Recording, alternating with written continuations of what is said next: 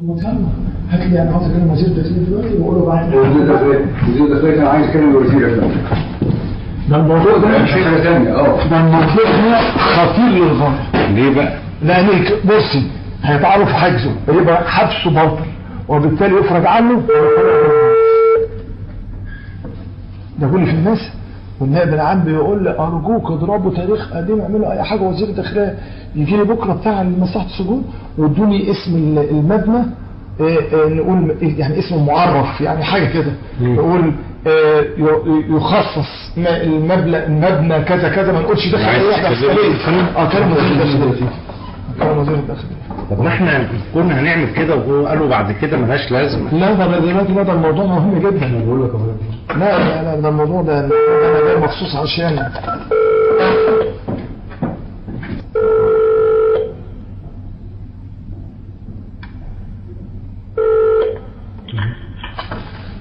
السلام عليكم يا فندم. اللي هو ممدوح شيء انا اسف ازيك حضرتك. انا اسف ازيك حضرتك. والله ما يخلي حضرتك الا ما يمرش على صدق ظالم يا رب.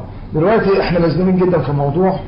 انا النائب العام بعت لي النائب العام المساعد واثنين معاه رؤساء النيابه اللي هو نيابه شرق مصطفى غدي خاطر والثاني بتاع مصر الجديده ابراهيم بن صالح. دلوقتي هم مزنوقين لان القضيه هتبوظ ودفاع مرسي عمال يلاعبهم على موضوع حاجه خلال الفتره الاولانيه. تمام سيادتك؟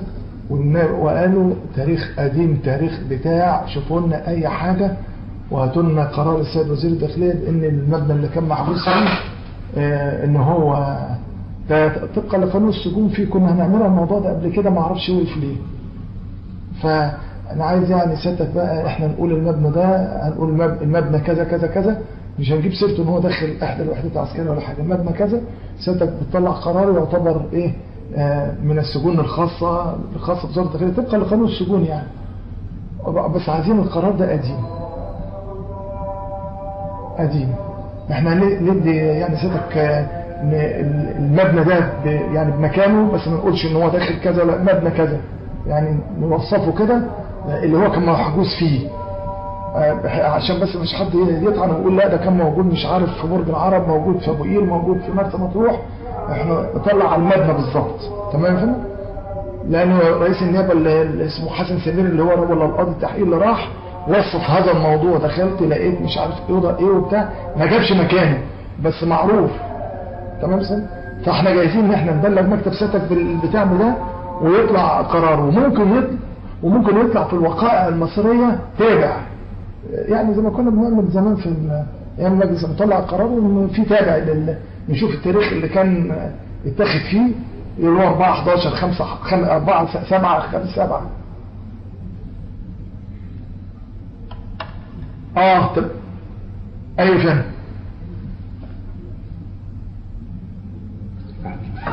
خلاص يا فندم ماشي يا فندم خلاص يا فندم يكلمني يا فندم شكرا. تمام يا فندم تؤمر يا فندم تؤمر معاليك يا فندم. الله يخلي سعادتك ده متشكرين جدا معاليك يا فندم. اتفضل يا فندم اتفضل. هيبعت لي على عموله هيكلمني دلوقتي على عموله انا عارفه بتاع الشؤون القانونيه عندهم اديني المبنى. خد يا فندم بص خد اهو. طب لا اسمه اديته لسيادتك انا. لا ما اديتنيش حاجه ما تقوليش اديت انما ما اديتني والله اديت لسيادتك انا فاكر ورقه كده. لا ما اديتنيش. طب ثانيه واحده 70 100 بص فندم اهي قاضي خاطب بحري. طب ما تقول لي ما اسم مبنى ايه في منطقه كذا يعني مبنى بمنطقه بس انا مش عايز ابعت لي ملزمه. لا انا هيطلع قرار زي ده يعتبر المبنى في المكان الفلاني سجنا خاصا تابعا لوزاره الداخليه بس كده. الو ايوه فندم ازاي حضرتك يا فندم؟ ربنا يخليك يا فندم. تسلم يا فندم. والنبي يا فندم معلش محتاجين سيادتك في حاجه مهمه شويه.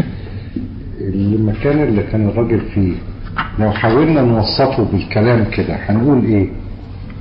طب حاول سيادتك على حاجه اللي هو ممدوح مع سيادتك هو يسال سيادتك عشان هو اللي هيعمله.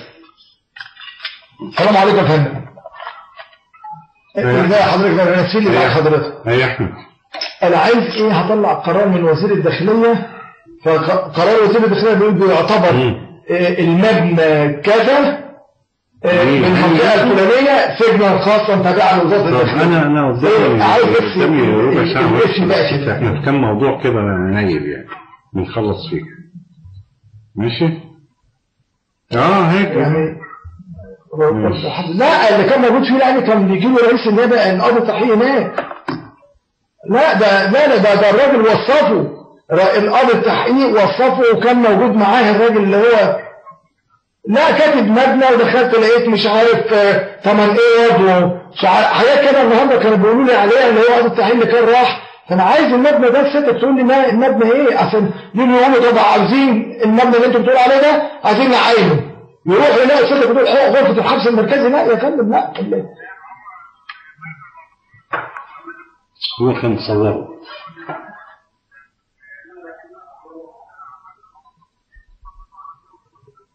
لا انا عايز يعني مبني ايه بحيث ان انا ممكن لو اضطريت ان انا فتره اقوم حاطط عليه وزاره الداخليه سجن مثلا خاص او حسب ما يقولوا.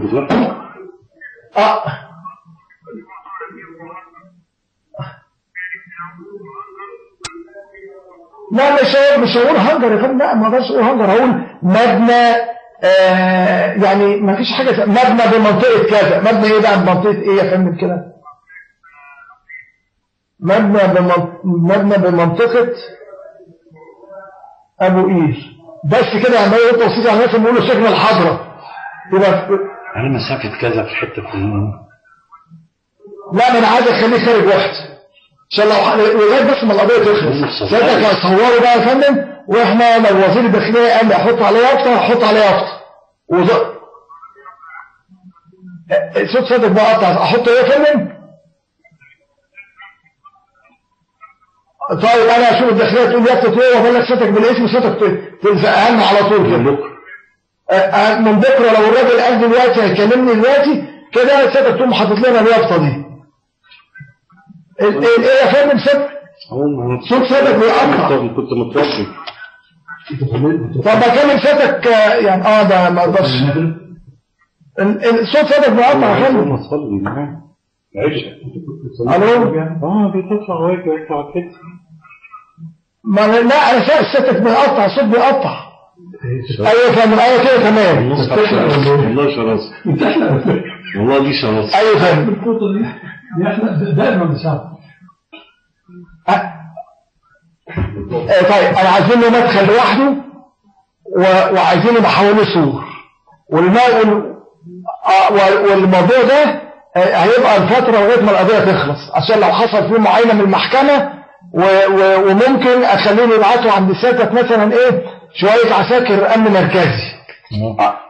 يعني عايز عشان ايه لو حد جه صور بعد ما يتقال المكان في المحكمة يتقال المكان في منطقة بقول ممكن الناس تروح تقوم مصورة تقول مكان ايه ده يروحوا يلاقوا فعلا عساكر امن مركزي ويافطة وبتاع والكلام ده. تمام يا فندم؟ ما انا بقول ان انا له طريق جوه يا فندم مش مكان جوه. انا عاوز ان هو ممكن اي حد يرتاده يعني يبص عليه يشوفه ما يبقاش داخل وحده عسكريه. سيادتك انا عاوز دلوقتي ما اديني مبنى اقول كان في المنطقه دي مبنى ما فيش عند سيادتك مبنى كده في الاول كده. سيادتك الراجل وصفه وصف استنى 8 ايرت. طب يعني ملوش دخول ده مثلا حته كده ولا حاجه ممكن تتعمل حاجه كده تخدم علينا. ده الراجل ده لو الموضوع ده اتطعن فيه المرسي بكره هيبقى في الشارع هيخرج.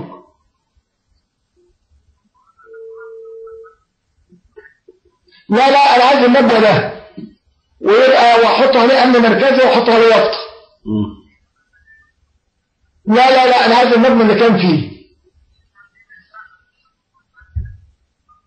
ما ينفعش سيادتك كده بتعملوا مثلا صوت ست كده ولا حاجه بحيث بيتصرف ما يتحط بيتعين المشكله عايز يبني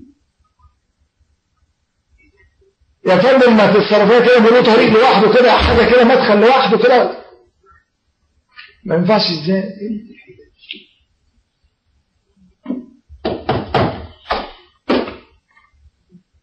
يا فندم ما ينفعش خالص يا فندم خالص. ما ينفعش كده له طريق كده عربيه تخش ويعني من المدخل كده وقوم قاسم طريق داخل بالسلك كده شمال ولا يمين ويبقى ده داخل الحته دي لوحدها والوحده الحته لوحدها، يعني باب واحد بس افصله اول ما يخش في 5 متر كده، افصل يمين وافصل شمال او حاجه كده، يعني يبقى حاجه كده في المدخل شبه ابني حته بسرعه وبعد كده نهداها، يعني على البوابه حته فاصل اللي داخل السجن يمين واللي داخل الوحده شمال او العكس. ايوه فهمت.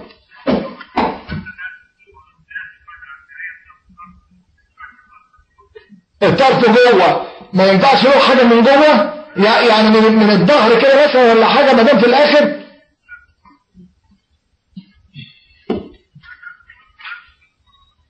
طب اخش جوه الوحده، يعني ما فيش ممكن يبقى له طريق كده لوحده والوحده لها طريق لوحدها بفصله كده بسلك ولا بفصله بحاجه بس من بوابه فيه، يعني حاجه كده يا فندم يبان اللي داخل، لان ممكن يحصل فيه طلب معينه.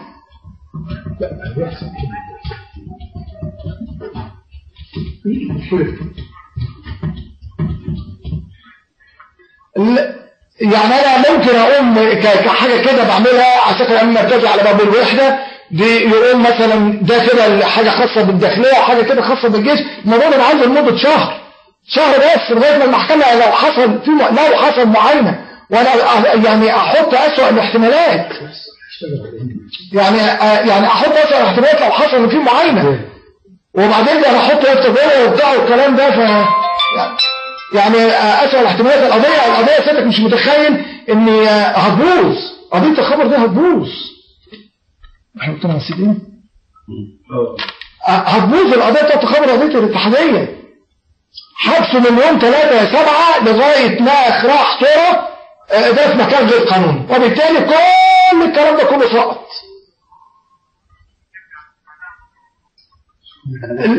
يعني سيادتك بص عليها، بس سيادتك ارجو ان سيادتك تشوف لها حل كده. سيادتك شوف لها حل يا فندم، سيادتك شوف لها حل. كنت انا ما كلمت النائب العام نفسه. تمام حاضر يا فندم، شكرا يا فندم، شكرا. هو كاتب في موقعه. شكرا. لان احنا عندنا هنا استشارات قانونيه قويه، انت تقول قرار كذا يكون ماشي، احنا دلوقتي عاملين له هدى. مظبوط الديوان؟ ايه فن عايز؟ والله عايز لا خلاص. قول يا فن عايز ايه؟ لا هو ده طبعا ده مساعد وزير الداخليه، مش وزير الداخليه، لا استنى معايا عشان انت الحل ده لازم يتبني، ده لو عايزين نبني مبنى وابني سور واعمل قصه ثانيه. اصل تاني موصفه من جوه. ما انا بحكي لك عشان كده بقول لك الموضوع ده لازم تعمل كده، ان القضيه ممكن تبوظ. اي فندم. لازم في مبنى جنبه ست اللي هو عموله؟ ما تفضلش. وبعدين ست اللي هو عموله؟ طيب شكرا. وبعدين اروح بقى الصبح وليه بتاع واظبط الدنيا، لان كل القصه دي ممكن تبوظ في الموضوع. لا الفريق اسامه قافلها خالص، مش حاجه اسمها قافلها امر يا فندم. يقول لك طب سيبني بقى بكره اروح اعين واشوف اقول لكم ايه تنفع ولا ما تنفعش. لا ده مفيش حاجه تسميها ما تنفعش يا فندم. والله لو في مبنى متصل بيه هدوء يتهد ويتعمل حواليه سور، بعدين انت بتقول لي خلال مثلا اسبوع شهر ده نبني سور، هنبني سور في 5 ايام. اولا قبلين وزير الداخليه قال لي لا مشكله عندي ان انا اطلع قرار، ادوني اسم واطلع قرار واعمل لكم التاريخ ده كده كورق اتثبت في النيابه، وكيل النيابه بيقول ولا نائب العام مثلا النهارده لما جم هو بعت لي 3 نائب العام قال لي ما اقدرش اكلمك، بعت لي 3 الناس اللي كانوا بيحققوا ابراهيم صالح على بتاع مصطفى خاطر، خلاص كل دول حققوا التحديه وحققوا بتاع التجسس، فقال هنقف في المحكمه نقول ادي قرار وزير الداخليه بالسجن محبوس فيه، بس ما فيش حد هياخده مننا خلاص. لكن نفترض بقى ان الدفاع طلب وقال يا سياده الرئيس عايزين عادي، خلاص بقى احنا عندنا استشارات قانونيه حاده وواضحه مش موجوده. هو في حد هنا بتاع قانون اصلا عشان يبقى فيه استشارات قانونيه في البتاع بس الكلام ده اللي هو محمد صلاح ما سمعوش كده. محمد صلاح دارس قانون. طب بص يا فندم، احنا عندنا دستور. هو قال لك مبنى الهنجر